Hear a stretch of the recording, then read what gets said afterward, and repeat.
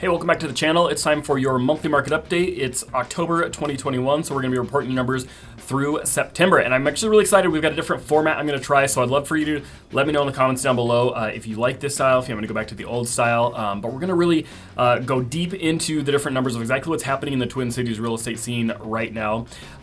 So let me know how you like it. Hopefully this will make really good sense because we're gonna hit you with some high level stuff. And before we get into the numbers, I do want you to know we started doing a weekly market update short. So if you want to get that 1 minute clip, make sure to subscribe and you can get those weekly market updates as well. Let's start you off with your month supply of inventory. So this again is the relationship between buyer and seller's market. The higher it goes, which you can see last month we trended up just a little bit.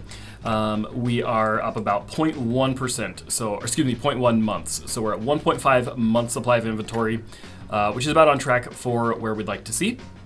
As we look into median sales price, so this is going to start going down. So you'll notice there, last month went down about $10,000. We're at $340,000 is our median sales price in the Twin Cities right now. And then if we look at your days on market, as we move into the winter months, again, this is going to start curving up for us a little bit. So we're at 12 for a median days on market, which is up 2 since last month. So very normal, basically exactly what we'd expect to see.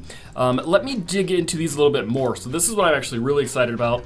Let me show you what you're looking at right here. So this is basically, we're gonna start with that month supply. So I've got it all color coded for you.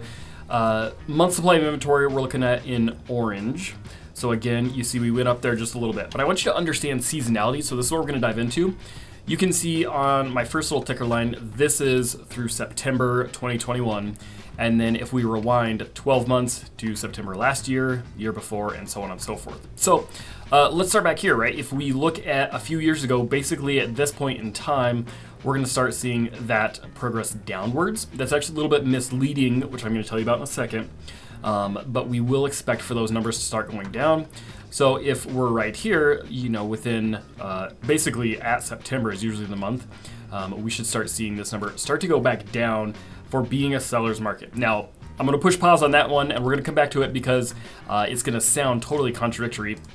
If I switch here now in green, you see we've got our median sales price number. So if it's more of a seller's market, why is our average sale price going down? That's what's kind of counterintuitive.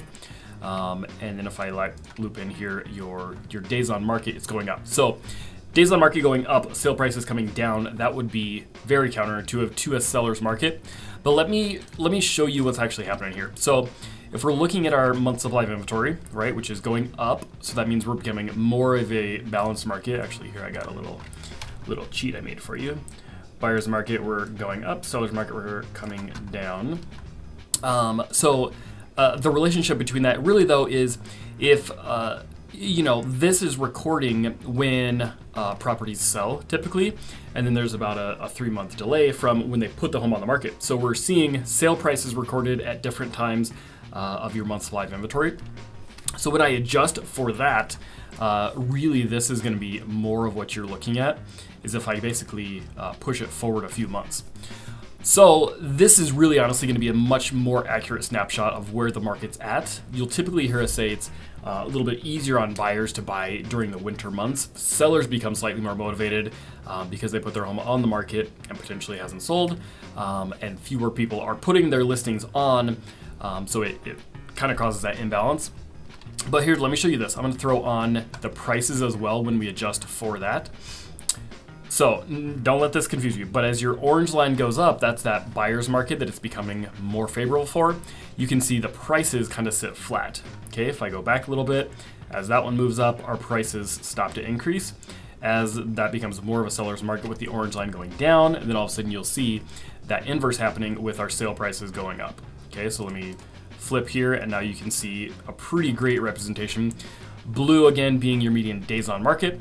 So as it becomes more of a buyer's market, like it does in the winter months, then you're also going to see the month supply follow suit. So technically, does it become more of a seller's market in the winter? It does, but not when you adjust for when those numbers are recorded, because again, there's about a 60 to 90 day lag from when a home is listed to when it goes off the market to when it actually closes, and then those numbers are recorded from point A to point B. So in reality, regardless of what this month's numbers might say, we're actually reflecting what had happened a few months back.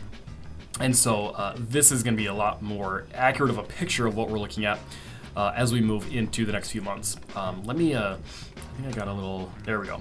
So I'm going to narrow this down, right? Let's just look at seasonality here. Let's say that we're at this ticker mark right here.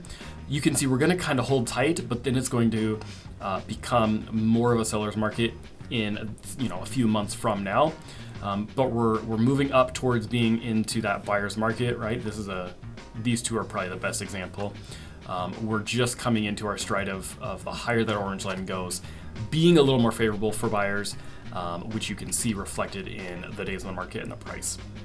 So this is what our winter really is going to feel like if you're thinking about buying or selling. It's kind of confusing, but I want you to focus on more of what days on market and prices are doing, because that's going to be a better reflection of how the market's going to feel. And then I'll switch it here for prices. So we will expect prices to be flat or moving slightly down over the next few months. And then, of course, once kind of February, March timeframe hits, that's when everything takes off again.